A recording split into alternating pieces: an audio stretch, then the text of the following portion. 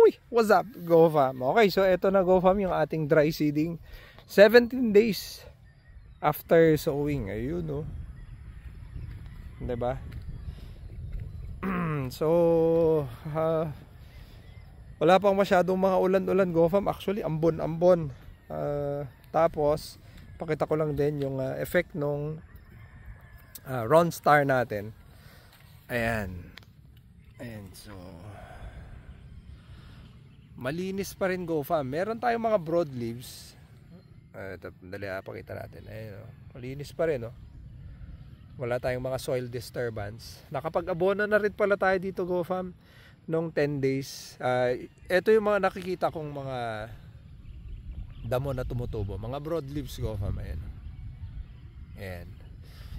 So, ang sekreto talaga, GoFam, nakita ko dito is yung land preparation. So, pinarostilyo natin to, tapos rotovator, tapos, pinarostilyo natin, tapos sinayaan pala natin na tumubo yung mga dormant na seed, yung mga natutulog, seed ng mga damo or kung ano man yan. Tapos nung tumubo yun, nirotovator. Tapos sinayaan ulit, kasi nga inaantay natin nun yung binhi, yun pala yun, kaya na-delay tayo. Tapos medyo nagkaroon tayo ng delay sa binhi. Nung dumating yung binhi, eksakto, pinarotovator natin ulit. So, isang rostilyo, dalawang rotovator. Kaya napakalinis. Ayan, pakita natin dito sa kabila. Kasi baka mamaya sabihin na naman, yan lang pinapakita mo eh. Ayan. Ayan. Uy. Ayan. Ayan. Ayan. So parang din siya, no? Sabog to, GoFam, sabog tanim. Kaya lang ginamit natin yung implement ng Yanmar. Ayan. Ayan. Kaya tapos tingnan nyo yung damo. Ayan, no? Ito, yung mga broadleaves usually, GoFam. Pero malinis pa. Malinis. Dito naman sa side, hindi siya ganun ka-perfect kasi nga yung pinagmanyobraan nung implement, GoFam, ayan, medyo makapal. Kasi dito siya nagmanyobra. Pero nakahilera pa rin. Ayan. Ayan. So, yun yung keynote dito. Nasa land preparation. Focus natin dun sa ayan. Ayan pala yung mga damo niya, GoFam. Broadleaves lang. Pero yung damo na yung sa grass or sedges, wala pa akong makita, GoFam. Ayan. Ayan. Okay, so meron din tayo dito yung hindi maganda yung pagka land prep. Naglagay lang tayo, isa lang din. Papakita ko sa inyo kasi sobrang laki ng difference, GoFam. Dito sa kabila. Ito, ayan, no. Ito may mga na. May mga tubo-tubo ng mga grasses, GoFam. Ayan, no.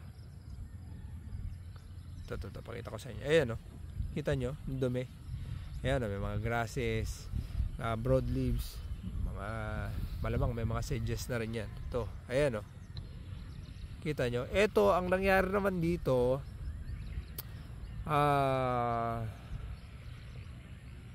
double pass lang to, GoFam, ng rotovator. Ni rotovator lang to, kaya makita nyo may mga may mga yung mga residue, plant residue o yung diamine na tinatawag. Ayan. So dinoble pass lang to na rotovate, tapos tinamnan na kaagad. So iba lang din yung na triple pass.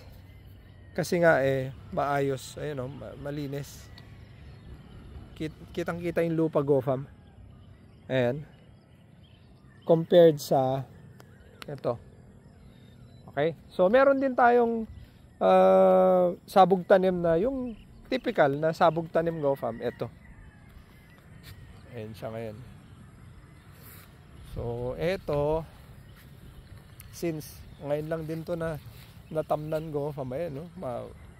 Masalbahe yung mga nito, yung damo nito. In few days time, na rin to, eksakto pag nagpatubig tayo dito sa dry seeding natin, kasi kailangan ng alalayan ng patubig to go farm kasi mag 20 days mag-aabono na tayo dito. Sakto yung ano naman nito parang ano lang, sanap-sanap lang naman matatapon na dito sa kabila. So tara, tingnan natin. Ayun, yan yung mga ano to go farm, mga 2 years. Baka hindi lang na nabakante. Ayun, maganda na rin. Nakapag-spray na rin pala tayo dito ng wala pa pala. Pag sa 7 days pala nito go farm, mag-spray tayo ng advance. Yung early post emergence natin. Mag-spray tayo dyan. Ayun, ganda rin. Ayun. Hanggang dun sa ano. Right. So comparison lang to go farm nung the usual na ginagawa natin na pagsabog tanim, di ba? Papatubigan mo, di ba? Tapos basag linang, land prep. So dun pa lang sobrang laki na ng natipid nito in terms of yung time, yung labor, at saka syempre yung ano, yung diesel mo. Kasi ito go farm, ano lang to Rostillo rotavator. Ito, nagpo-rotavator ka na, tapos nagpatubig ka pa, diesel, tapos basag linang, tapos ang ano pa dito, drain mo pa yung tubig, nalaglag lahat. So cost wise, lamang na to ngayon go farm. Yan, so updatean ko kayo ulit kung ano mangyayari dito.